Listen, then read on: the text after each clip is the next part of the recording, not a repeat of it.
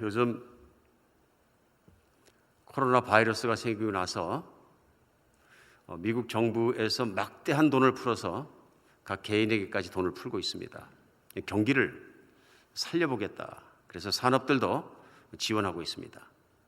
그래서 이자율도 대폭 내려서 지금 행정부가 원하기는 마이너스 금리까지 가보겠다. 저는 그게 뭔지 모르겠습니다만은 그 얘기는 뭐냐면 돈을 빌리면 인센티브를 주겠다 그런 얘기입니다. 퍼센테이지를 주고 기가 막힌 세대가 왔습니다. 그러니까 돈을 쓰지 않으면 소비하지 않으면 경제가 일어나지 않기 때문에 그렇습니다. 미국은 과거부터 아주 유명하게 소비 경제 중심으로 나라를 일으켜왔던 나라입니다. 우리 떠나왔던 대한민국에서는 항상 돼지저금통을 놓고 저금부터 배웠습니다. 그래서 돈이 내게 들어오면은 돈은 쌓아야 하고 모아야 하고 움켜져야 하고 내 것을 만들어야 한다는 관점을 어릴 때부터 훈련받아 왔습니다. 근데 미국은 경제적 개념이 반대였던 것 같습니다. 써야 물건에 대한 재화에 대한 어떤 필요가 일어나고 필요가 일어나야 생산하게 되고 생산해야 또 생산력이 생기고 고용을 하게 되고 이런 순환을 생각해서 우리가 하는 것은 1930년대 대공황 때에도 나라가 돈을 풀어서 각종 공사와 일들을 시작하고 하면서 나라를 다시 살렸던 기억을 가지고 있는 나라입니다. 아마 그것으로부터 배워서 오늘도 환난과 곤란을 당하고 있을 때 사람들에게 돈을 쓰세요 하고서 나눠주는 것 같습니다. 가정마다 돈 몇천 불씩 다 나눠주고 앞으로도 더 나눠줄 계획이다. 그런데 문제는 뉴스에 보니까 그렇게 돈을 받은 미국 국민들이 돈을 안 쓴다는 겁니다. 평상시에 돈을 쓰던 것보다도 훨씬 안 쓴다는 것입니다. 그러니까 돈을 쓰세요 하고 돈을 풀었는데 돈을 안 써버리니까 반대로 더 안 써버리니까 도저히 기대대로 일어나지 않는 것이죠. 생각해 보면 자연스러운 반응인 것 같습니다. 미래에 대한 불안감이 생기고 두려움이 생기니까 사람들이 생각할 때 내가 현금이라도 붙잡고 있어야 되겠다 하는 건 자연스러운 발생입니다. 그러니까 돈을 쓰지 않고 내가 붙들고 있어야 되겠다. 그리고 어떤 분들은 이 돈이 또 그냥 없어질지도 모르니까 금으로 바꿔야 되겠다, 뭐로 바꿔야 되겠다, 완전한 데가 어디냐도 찾고 있는 것도 실상이 아닌가 싶습니다. 어려움은 두려움을 부르고 두려움은 사람을 움츠러들게 하는 것 같습니다. 오늘 특별히 우리 믿는 사람들이 이러한 시기를 만나서 우리의 마음과 삶도 움츠려들지 않았으면 좋겠다 하는 생각이 듭니다. 특별히 하나님 말씀 안에서 도전과 오늘을 사는 믿음의 힘을 얻었으면 좋겠다 하는 바람이 생깁니다.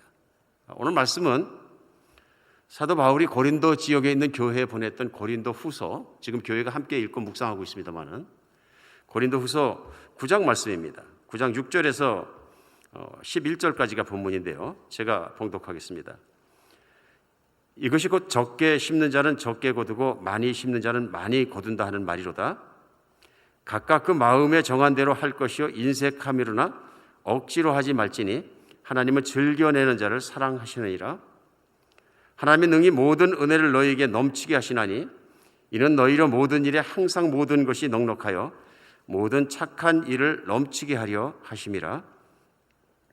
기록한 바 그가 흩어 가난한 자들에게 주었으니 그의 의가 영원토록 있느니라 함과 같으니라. 심는 자에게 씨와 먹을 양식을 주시는 이가 너희 심을 것을 주사 풍성하게 하시고 너희의 의의 열매를 더하게 하시리니 너희가 모든 일에 넉넉하여 너그럽게 연보를 하면 그들이 우리로 말미암아 하나님께 감사하게 하는 것이라. 아멘. 신약 성경에서 편지를 가장 많이 쓰신 분은 사도 바울입니다. 그럴 수밖에 없었던 것이 사도 바울은 이방인 지역의 사도로서 복음을 전파하는 사람이었고 가는 곳마다 복음을 전파할 때마다 믿는 사람이 생겼고 믿는 사람의 공동체가 곧 교회가 되었습니다. 그가 멀리 떠나 있을지라도 교회가 건강하게 하나님의 뜻대로 성령 충만하고 잘 가길 늘 원했기 때문에 그런 교회에 대해서 문제가 있는 말이 들릴 때마다 교회 리더로서 또 교회를 또 시작한 사람으로서 또 교회를 감독하는 사도로서 편지를 보내서 그들을 때때로 질책하기도 하고 격려하기도 하고 복음 전하기도 하고 그래서 오늘날 살아가는 우리에게 또 우리 교회에게 삶 중에 아주 중요한 인도와 지표를 제공해 주고 있습니다. 오늘 사도 바울이 보낸 편지 중에서 가장 많이 등장하는 것이 뭐냐? 복음을 전하는 내용들입니다. 그가 그리스도의 복음에 얼마나 붙잡혀 살고 그것을 위해 살았는가 하는 것이 편지 속에 면면이 드러납니다. 그 다음에 나타나는 것이 뭐냐면요, 오늘 본문에 나와 있는 연보에 대한 것을 그가 얼마나 마음 쓰고 신경 쓰고 또 거기에 대해 노력했느냐 하는 것이 나옵니다. 그래서 실제로 각 서신에 그런 것이 나오고요, 각 교회가 연보한 돈을 모아서 그 당시에 기근과 핍박 속에서 살기 어려웠던 예루살렘 교회를 돕기 위해서 그가 일행과 함께 그 재정을 가지고 함께 예루살렘으로 갔다가 전국적으로 예루살렘에서 붙들려서 가이사랴에서 2년 또 로마 감옥에 갇히게 되는 환난 가운데 들어가게 됩니다. 그가 그 연보를 가지고 일행들과 함께 예루살렘을 가는 길에 교회 리더들이나 기도하는 사람들이나 심지어는 선지자들이 와서 그가 예루살렘으로 가면 큰 고난과 죽을지도 모른다는 성령의 말씀하심이 있음에도 불구하고 끝까지 갔던 것은 무엇이냐면 바로 그렇게 연보를 하고 서로가 도와주고 교회가 서로 돕고 사는 것이 하나님의 뜻이고 그에게 하라 그러신 말씀이라는 것을 분명히 믿었기 때문에 그는 끝까지 그렇게 하는 것을 볼 수 있습니다. 그래서 그가 가는 길을 아무도 막지 못했는데 그 중에 하나가 뭐냐면 오늘 본문에서 고린도 교인들에게 도전하고 있는 연보에 관한 것입니다. 이 연보는 고난을 겪고 있는 다른 지역에 있는 교회를 돕기 위해서 했습니다. 특별히 예루살렘 교회는 사도행전에는 나옵니다마는 아가브란 선지자가 와서 예언을 하고 예루살렘에 몇 년에 걸친 기근이 있을 것에 대해서 예언한 대로 예루살렘에 기근이 닥치니까 먹고 살 것이 없어집니다. 근데 당시에 환난 당하고 핍박받고 있던 예루살렘 교회로서는 치명적인 일이죠. 이제는 먹을 것이 없어지고 핍박을 받고 여러 가지 이리 가도 저리 가도 환난 속을 헤맬 수밖에 없었다. 그리고 가난함은 이리 말할 수가 없었을 것이다. 다른 사람보다 교회가 더 가난했을 것이다 하는 것 알 수 있습니다. 우리가 아는 그 사도행전에서 교회, 예루살렘 교회 특별히 유무상통의 교회였습니다. 가진 자도 없고 따로 없고 없는 자도 없고 서로 가진 것을 나누어서 쓰는 교회였습니다. 그런데 전체적으로 기근이 들고 재정이 고갈되게 되었을 때 교회가 전체적으로 가난한 삶을 면할 수가 없었다. 사도 바울은 이것을 간과하지 않습니다. 그런데 반대로 사도 바울이 복음을 전하고 교회를 개척했던 소아시아 지역, 그 다음에 마게도나 지역, 이런 지역들이 지금 다 터키로부터 시작해서 유럽 지역에 있는 EU 지역에 소속되어 있는 지역들입니다. 근데 그때 당시 로마가 잘 살았기 때문에 로마에 가까운 곳에 있고 상대적으로 예루살렘에 비해서 이쪽 지역에 있는 성도들과 교인들은 잘 살았다는 것입니다. 로마 교인들에게 도전합니다. 사도 바울이. 이는 균등케 하기 위함이다 하고 얘기합니다. 잘 사는 여러분이 재정을 모아가지고 예루살렘 교회를 도와주고 예루살렘 교회가 가지고 있는 은혜를 여러분이 받아서 은혜로 균등해지고 재정으로 균등해지고 하나님의 나라 안에서 교회들 안에서 이것을 평균케 하려 합니다 하는 의도를 얘기합니다. 핍박받고 먹을 것이 없고 그러면 믿음 하나밖에 없습니다. 모든 것이 부유하고 가진 것이 많고 그런 상태의 믿음을 갖는 거 하고 당장 먹을 것이 없어서 하나님 오늘 양식을 꼭 주셔야 내일까지 살 수 있습니다 하고는 차원이 다르다는 것입니다. 오늘 핍박받고 굶주리는 가운데 있었던 예루살렘 성도들이 가지고 있는 하나님께만 매달리는 믿음과 성령의 충만함이 있었다는 것입니다. 그래서 사도는 많이 가지고 있다고 자랑할 것도 아니요.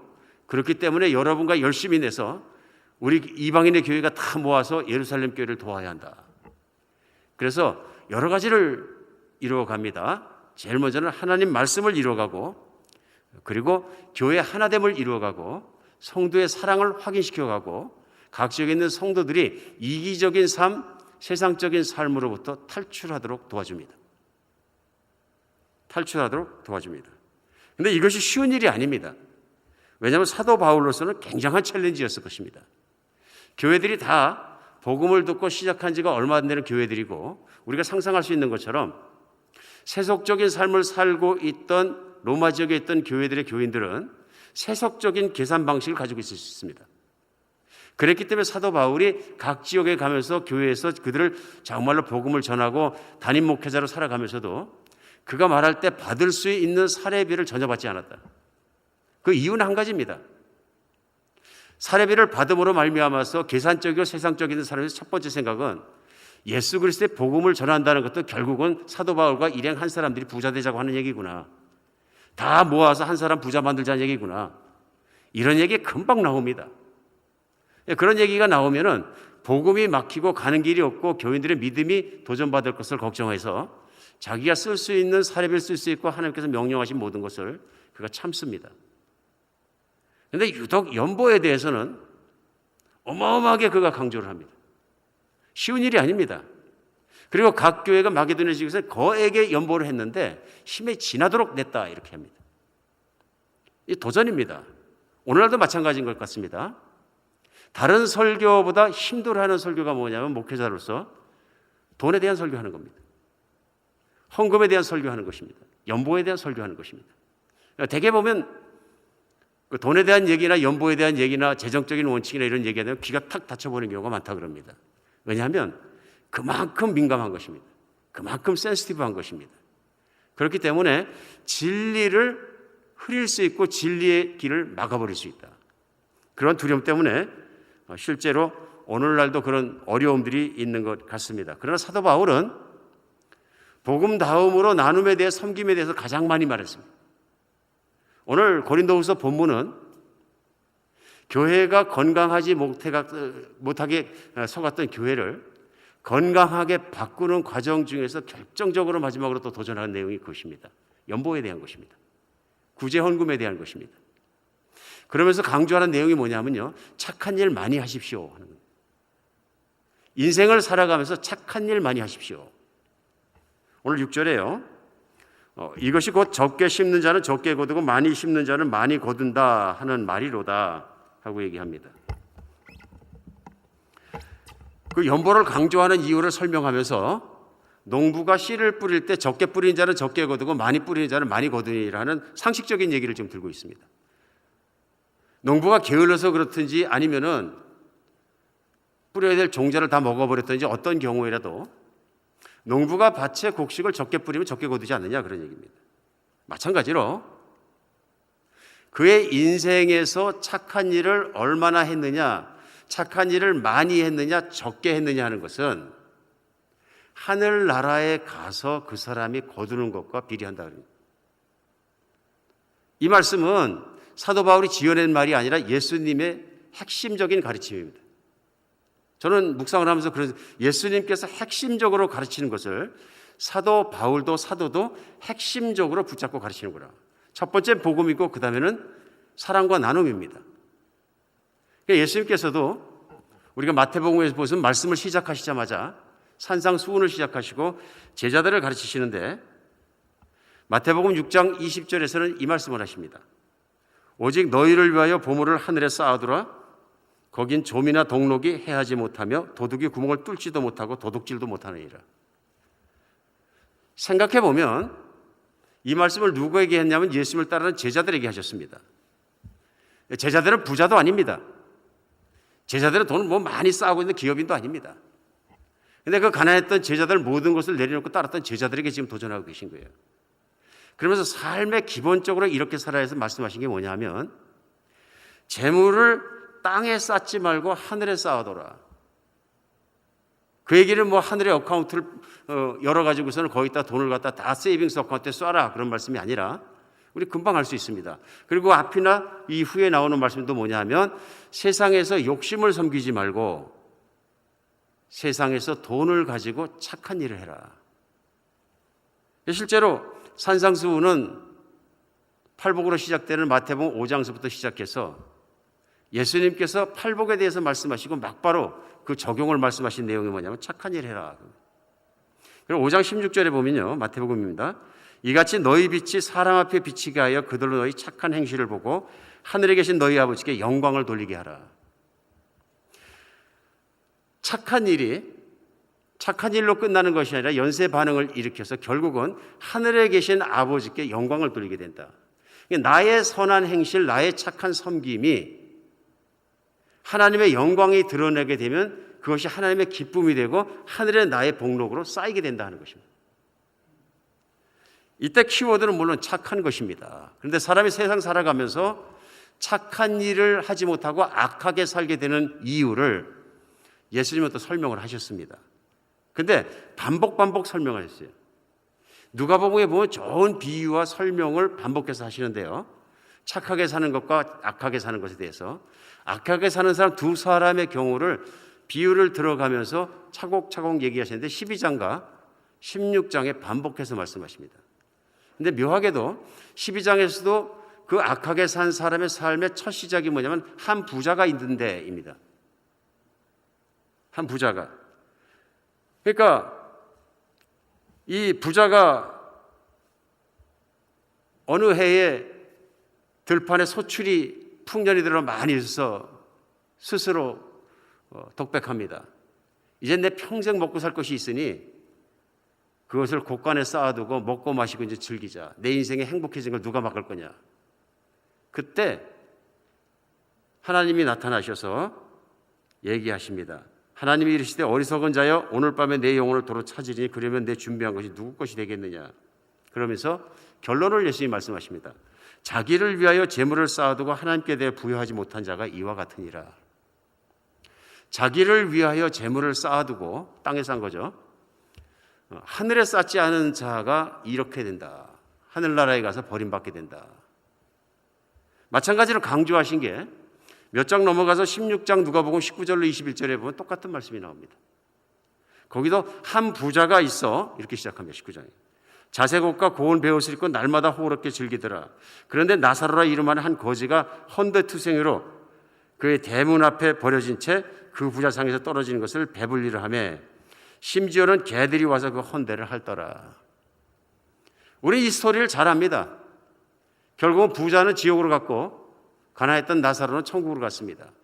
부자가 그때 가서 하나 예수님께 간청하되 너를 구해줄 수 없다고 거절하는 장면이 나옵니다. 똑같은 내용입니다. 한 부자 이렇게 시작 똑같은 내용입니다. 때때로 우리는 반문합니다. 뭐 부자라면 다 지옥 가는 건가요? 어떤 분들은 불쾌하게 받아들이는 분도 있는 것 같습니다. 근데 예수님이 하시고 싶은 말씀은 그 말씀이 아니죠. 이미 그 앞에 부자 농부에 대해서 얘기하신 것처럼 땅에 자기를 위해 재물을 쌓아두고 하늘에 쌓아두지 못해 하나님께 부여하지 못했던 자의 종말. 그러니까 하나님 앞에 가서 무슨 일이 일어나느냐 하는 것을 보여주기 원하시는 종말론적인 관점에서 천국을 말씀하고 계신 거죠. 천국은 마지막에 출소할 때 그 모습과 같느니라 하면서. 그런데 이 땅 가운데서 그가 한 삶의 내용이 천국에 가서 결론적으로 천국의 현실로 드러날 것에 대해서 가르치고 계신 것을 우리는 알 수 있습니다. 결국은 인생에 얼마나 착한 일을 하느냐 하는 것이 하나님을 얼마나 기쁘시게 했느냐, 하나님께 하늘나라의 그 복을 얼마나 쌓았느냐, 칭찬을 쌓았느냐 하는 것을 평가하게 된다는 것을 우리는 알 수 있습니다. 여기서 우리 재정의 원칙 하나를 분명하게 발견하게 되는데요. 돈은 잘 버는 것보다 잘 쓰는 게 중요하다. 하나님 나라의 재정 원칙은 당기고 쌓고 모으고 하는 것이 아니라 착한 일을 위해서 심고 나누고 하는 것이다. 그래서 성경이 오늘 말씀하시는 건 뭐냐면 당기고 쌓고 하는 사람은 하나님의 책망의 대상이 되고 나누고 섬기고 하는 착한 일을 하는 사람들은 좋은 일이 된다. 한국에서 어떤 기업을 하시던 분이 자식이 없었습니다. 자식이 없어서 늘 그게 걱정이었어요. 돈도 많고 기업도 커졌는데 물려줄 사람도 없고, 평상시에 그 사귀던 절친한 친구 한 사람이 내가 좋은 근실한 청년 하나 알고 있는데 양자를 입양하게 그 권고를 받아들여서 그러기로 했습니다. 그 대신에 내가 당분간 시험을 좀 해봐야 되겠다. 그래서 아무 소리 안 하고 그 청년을 회사에 입사시켰습니다. 입사하고 시간이 좀 지나가자 아무 소리 안 하고 현찰 1,000만 원을 내줬다 그럽니다. 이거 내가 선물로 주는 거니까 자네 마음대로 쓰게. 청년이 놀란 거죠. 이제 받고 나서 이 청년이 가지고 가서 이 돈을 어떻게 쓰나 보기 원했던 거예요. 청년도 알았습니다. 우리 사장님이 나를 시험하는구나. 그리고 1년이 지나갔습니다. 1년이 지났는데 사장님이 갑자기 직원에게 물어봅니다. 내가 줬던 1,000만 원 어디서 썼나? 청년이 얘기합니다. 예, 제가 너무 기뻐서 사장님이 저를 사랑해 주시니까 가서 1,000만 원을 그대로 예금해놨다 다시 가져왔습니다. 한 푼도 안 썼습니다. 청년이 돈을 놓고 들어간 다음에 이 부자가 청년을 양자로 들이지 않기로 결정합니다. 성품이 아무리 적어 세상 없어도 이 친구는 안 된다. 쓰라고 줬으면 저 은일에 쓰고 쓴 거에 대한 결과를 얘기해야 될 텐데, 이 사람은 이렇게 하면은 나중에 내 기업을 물려받았을 때 기업을 할 수 있는 사람이 아니고 사람들에게 유익을 끼칠 수 있는 사람이 아니다. 자기밖에 아직 모르는 사람이다. 그래서 본질적으로 준비되지 않은 사람으로 판단하고 주지 않았다. 이 얘기는 성경 안에 달란트 비유도 나옵니다. 한 달란트를 받았고 땅에 딱 숨겨뒀던 사람을 하나님은 어떻게 생각하냐면요, 하나님을 고지식한 분으로 생각을 했습니다. 고든 자라 이렇게 얘기했습니다. 굳은 자라. 그러니까 돈에 애착을 가진 자라, 지키려는 자라 이렇게 생각한 것입니다. 근데 2달란트와 5달란트 가진 사람들은 달리 생각했습니다. 이것은 쓰라고 주신 것이라. 그래가지고 그 돈을 열심히 써서 2배를 남겼다 그럽니다. 그 얘기는 뭐냐면 자기를 위해 열심히 투자하고 뭐 재테크하고 그래갖고 돈을 불렸다는 얘기가 아니고요. 돈을 주신 목적이 무엇이냐면 착한 일을 하고 주신 거라는 건 천국적 원칙에 설명하고 계신 거죠. 이 땅에 내가 재화를 받았고 재능을 받았고 살 수 있는 모든 걸 받았으면 그것은 내가 나를 위해 세상을 쌓으라고 주신 것이 아니라 그걸 가지고 착한 일하고 하늘에 쌓으라고 주신 것이다. 그래서 내가 얼마나 쌓느냐 하는 그것에 따라서 하나님을 기쁘시게도 하고 영광스럽게도 하고 그렇게 한다 하는 것입니다. 정말 그런 것 같습니다. 우리 세상을 살아가면서 재능도 받고 돈도 받습니다. 재능도 받고 돈도 받고 이런 것이 내가 어떻게 쓰느냐 하는 것이 하나님 앞에 가서의 나의 모습과 직결됩니다. 직결됩니다. 이 말씀 나누는 것이 저에게도 참 쉽지 않았습니다. 왜 그런가 하면 오늘 이 말씀을 나누는 저나 우리 교인들이나 한번 생각해 보는 시간이 되었으면 좋겠습니다. 나는 가난한 사람이나 또 돕기 위해서 내 재정을 얼마나 씁니까 하는 실제적인 퀘스천입니다. 나는 얼마나 착한 일을 구체적으로 하고 삽니까? 저 자신도 곰곰이 생각해 보니까 내 착한 일로 다른 분의 섬김을 받은 것이 제가 섬김보다 훨씬 많은 것 같아요. 훨씬 많은 것 같아요. 그 삶을 곰곰이 생각해보니까 제가 찔려갖고 부끄러워갖고 하나님 저 조기 은퇴하는 것이 좋을 것 같습니다 하는 생각까지 해요. 말 많이 하고 주님 앞에 가서 제가 바리새인들처럼 위선자로 책망 듣는 것보다는 차라리 말이라도 안 하고 주님 앞에 가서 욕을 덜 먹는 것이 더 지혜로운 것 같습니다. 마음이 힘든 거죠. 마음이 어두워집니다. 마음이 답답해지더라고요. 여기 이제 도전이 있습니다. 교인들께서 들으시면 오늘 말씀이 마음이 힘들고 어두워질 텐데 이 말씀 해야 되느냐? 근데 분명히 하나님께서 주신 것은 해야 된다는 것입니다. 제가 잘했기 때문에 섬김에 맨 앞서가기 때문에 말씀을 나누는 것이 아니라 하나님 말씀 앞에서 근심해야 되기 때문에 해야 된다는 거예요. 하나님의 말씀 앞에서는 근심돼야 되는 것이다. 왜냐하면 고린도서를 다시 묵상하다 보니까 고린도서는 사도 바울이 고린도 교인들을 걱정시키기 위해서 쓴 편지입니다. 그냥 근심하는 정도가 아니라 죽을 때까지 근심하게끔 하는 목적을 가지고 쓴 편지입니다. 그 얘기는 뭐냐면 사도 바울이 그 얘기를 분명히 합니다. 여러분을 근심케 한 그것이 여러분에게 구원을 이루게 한다 얘기합니다. 그러면서 고린도 후서 7장 10절에 보면 오늘 파워포인트 없을 건데요. 하나님의 뜻대로 하는 근심은 후회할 것이 없는 구원에 이르게 하는 회개를 이루는 것이요 세상 근심은 사망을 이루는 것이다. 그러면서 다시 찾아봤더니 고린도 후서에만 근심이라는 단어가 계속 반복해서 나오는데 의도적으로 준 근심이에요. 그러니까 사도 바울은 고린도서를 쓰면서 고린도 교인들이 잘못 살고 있는 신앙생활을 깨달을 수 있도록 꼭꼭 집어진 것 중에 연보가 들어가 있습니다. 많은 그들의 잘못된 행동들이 있지만 특별히 육신을 따라 육신의 소욕을 따라 거짓 교사들을 따라간 것들 하나하나를 꼬집습니다. 그러면서 오늘 연보에 대해서도 꼬집고 있는데요. 걱정하고 있습니다. 그러면서 착한 삶을 살아라 하면서 착한 삶을 살지 못했을 때 이 말씀을 듣게 되면 근심하게 됩니다. 영적인 근심이죠. 근데 이걸 뭐라고 표현하냐면 하나님의 뜻대로 하는 근심이다 이렇게 얘기합니다. 그러면서 다른 부분에서 사도 바울이 설명할 때 하나님께서 성령께서 교회에 대해서 나라와 하여금 근심케 하셨다 그래요. 고린도 교회가 육신적이고 세상적이고 그렇게 세속적으로 그런 리더들을 따라가고 그런 분열되고 그런 모습을 가는 걸 보면서 그냥 그 교회를 버리라고 하나님이 그러신 게 아니라 교회를 놓고 특별한 걱정과 근심과 아픔 가운데 기도하게 하셨다는 것입니다. 그리고 자기가 하고 있는 그 근심의 아픔을 그대로 편지로 보낸 것입니다. 그러나 아비의 입장에서 걱정하는 너희로 너무 근심하여 상심치 않게 하기 위하며 이 근심도 너무하면 교회를 떠나버립니다. 그러니까 이게 얼마나 어려운 일입니까? 적당히 근심해서 두려움과 아픔과 모든 것에 내 삶을 돌아보고 하나님 잘못했습니다로 돌아와야 되는데 그러니까 근심하게 된 결과가 뭐냐면 고린도후서 7장 10절에는요. 후회할 것이 없는 구원에 이르게 하는 회개를 이루는 거예요.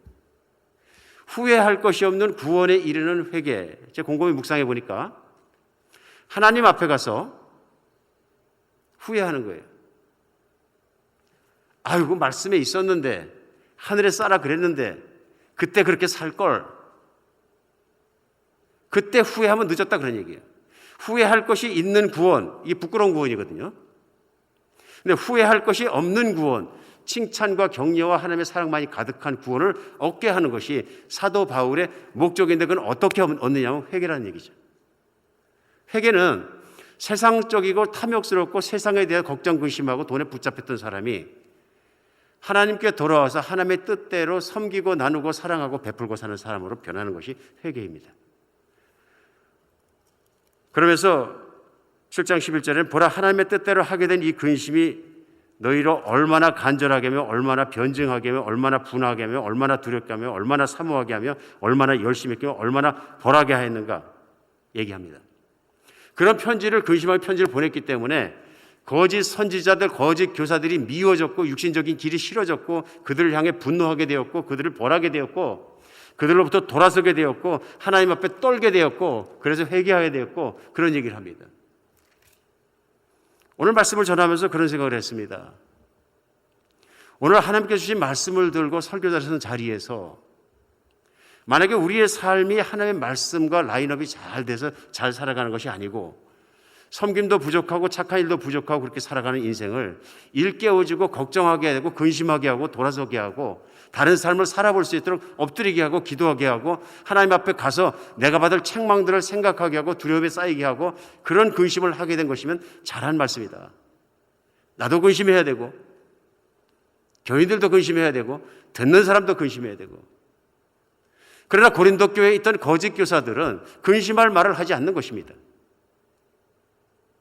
가만히 생각해 보니 현대 교회의 문제점도 이것입니다. 재정 설교하고 헌금 설교하면은 시험 드는 교인들이 있는데 또 반대로 갈 수도 있습니다. 재정과 헌금만 그냥 세속적으로 막 치닫는 경우도 있을 수 있고요. 그러나 우리는 성령의 근심케 하시는 말씀 앞에서의 근심이 필요한 것입니다. 오늘 사도 바울이 주시는 말씀 속의 이 근심은 우리를 착한 삶으로 이끌려기 노력하시는 성령님의 근심케 하심이라고 저는 믿습니다.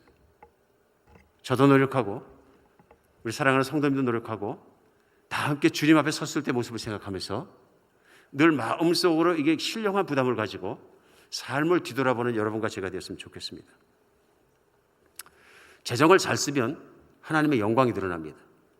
뉴욕 브루클린 플리머스라는 곳에서 실제로 교회에서 일어났던 일인데요. 어느 주일에 예배를 마치려고 할 때 할머니 한 분이 손을 들으셨습니다. 그리고 목사님 저는 언제 주님 앞에 갈지 모르는 늙은이입니다 하고 얘기하시면서 죄송하지만 제가 주님 앞에 가기 전에 간증할 수 있도록 해 주십시오. 아마 목사님이 망설하신 것 같아요. 그런데 이 할머니가 재차 말씀하십니다. 제가 꼭 한번 하고 싶습니다. 하도 간절한 부탁을 공개적으로 하시니까 그러면 할머니 올라오세요. 잠시 강단을 내어드렸습니다.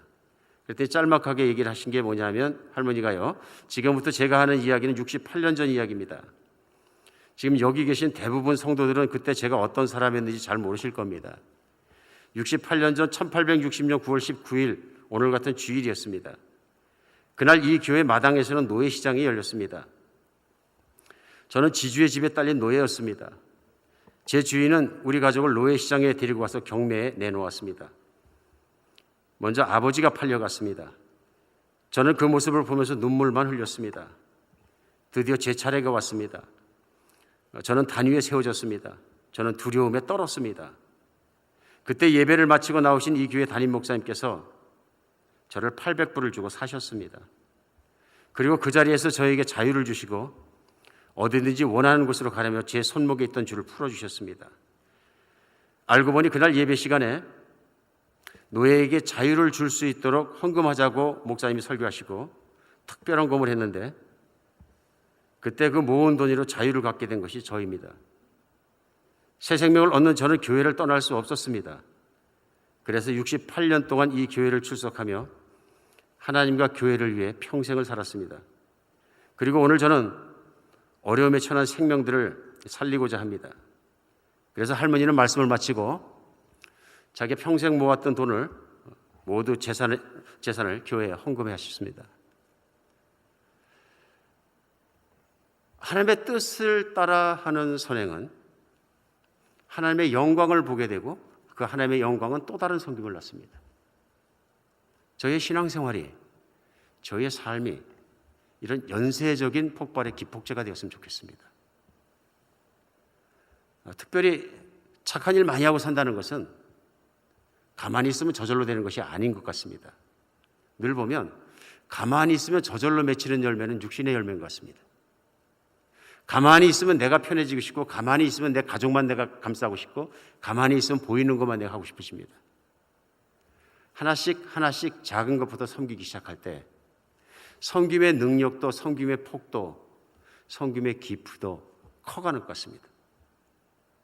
우리 한비전 교회가, 우리 모든 성도님들이 비록 우리가 집에서 붙잡혀 있는 시간일지라도 이런 마음을 가지고 기도하면서 하나님께서 섬김의 길을 열어주시도록 또 그런 것들이 하나하나 열리게 되었으면 좋겠습니다. 세상은 움츠러들고 있습니다. 세상은 내 것을 쥐려는 생각으로 발버둥치고 있습니다. 특별히 그리스도인은 이런 시기에 오늘도 미국에 사는 나보다, 우리보다 훨씬 더 못하고 핍박받고 가난하고 굶고 죽어가는 열방 가운데 교회들이 있습니다. 제 마음속에 그런 소원이 생깁니다. 말씀 앞에서 말로만 할 것이 아니라 이젠 그런 교회들을 찾아 나서서 핍박받고 가난하고 힘들고 찌들리고 그 속에서 신앙생활하는 교회를 도와야 한다. 전염병의 위험이 있고 기근의 위험이 있지만 금년도 후반이라도 비행기 타고 나가서라도 찾아다니면서 이제는 정말 열방 가운데 일하시는 하나님과 함께 나가야 한다. 쪼그라들 것이 아니라 이제 나가야 될 때라고 저는 강하게 믿습니다. 금년도 구제와 선교팀 끊임없이 교회가 오픈되면서 나갈 수 있고 도울 수 있고 헌금할 수 있고 살아나는 말씀 앞에 반응하는, 말씀 앞에 근심이 정말 회개를 이루고 그 회개가 우리 행동을 바꾸는 그런 교회가 되었으면 좋겠습니다. 마지막으로 헌금은 우리가 착한 일 많이 하고 살아야 된다 뿐만 아니라 하나님께 드리는 헌금은 태도가 기쁘게 드려야 된다고 사도 바울은 도전합니다. 7절 8절에요. 각각 그 마음에 정한 대로 할 것이 인색함으로나 억지로 하지 말지니 하나님은 즐겨내는 자를 사랑하시느니라. 그러니까 선한 일은 이웃에 대한 것이고 사람들에 대한 것이지만 하나님께 드리는 헌금은 하나님께 드리는 돈의 태도인데요. 사람의 믿음이나 모든 것들이 하나님께 드리는 재정을 헌금으로 드리는 그 모습을 보면 안다 하는 것입니다. 그런데 하나님이 기뻐하시는 건 기쁘게 드리는 것을 기뻐한다. 오늘 말씀 나눌 때 이런 질문을 할 수 있습니다. 헌금이 기쁘십니까? 금방 우리 신앙 상태가 체크업이 됩니다. 하나님께 드리는 그 시간이 너무 좋고 기쁨이 되십니까? 이게 드리는 권리거든요. 이거 책임이 아니라 권리입니다. 내가 기뻐서 드리는 건 권리입니다. 근데 내가 드릴 수밖에 없어서 드리는 것은 책임이고 의무거든요. 하나님은 우리를 책임으로 묶으신 적이 없습니다. 그러나 하나님께 드리는 예물만큼은 내 마음속 깊은 곳에 감사함과 기쁨이 저절로 드려지고 예물을 드리는 것이 항상 기쁨이 되는 여러분과 제가 됐으면 좋겠습니다. 때때로 이제 물론 신앙이 좀 시작해서 얼마 안 되신 성도님들이 11절 꼭 드려야 되나요? 세금 전에 드려야 되나요? 세금 띄고 나서 드려야 되나요? 뭐 여러 가지 질문들을 하십니다. 그런데 원칙적인 성경적인 답변을 하나 받겠습니다. 기쁜 만큼 드리십시오. 세금 따지는 거 보면 기쁘지 않으신 겁니다. 계산하고 있는 거거든요. 의무 때문에 그러신 거거든요. 그런데 의무 때문에 드리는 헌금이라면 기쁠 때까지 기다리셔도 괜찮습니다.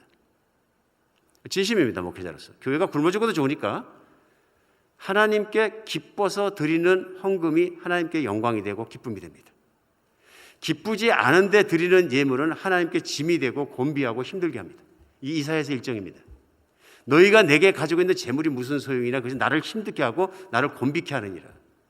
기쁨 없이 드린 예물들을 얘기하고 계신 겁니다. 그게 이스라엘의 재앙을 부리는 가장 큰 이유거든요. 그들이 마음으로 하나님을 떠나고 행위만 남아있는 그것이 하나님을 슬프시게 합니다. 불쌍히 보게 하시고요. 우리 현대교회에서도 마찬가지입니다. 우리가 하나님께 재물을 드리는 태도는 재물을 가져오지 말라가 아니라 기쁨으로 드렸을 때 그것이 하나님께 기쁨이 됩니다. 우리 마음을 늘 돌아보면서 하나님께 드리는 여러분과 제가 되었으면 좋겠습니다. 기쁨으로 드리는 예물의 결과가 있습니다. 8절 하나님이 능히 이 모든 은혜를 너희에게 넘치게 하시나니 이는 너희로 모든 일에 항상 모든 것이 넉넉하여 모든 착한 일을 넘치게 하려 하심이라. 기록된 바 그가 흩어서 가난한 자들에게 주었으니 그의 의가 영원히 있느니라 함과 같으니라. 마지막 10절인데요. 심는 자에게 씨와 먹을 양식을 주시는 이가 너희 심을 것을 주사 풍성하게 하시고 너의 의의 열매를 더하게 하시리니. 선순환입니다.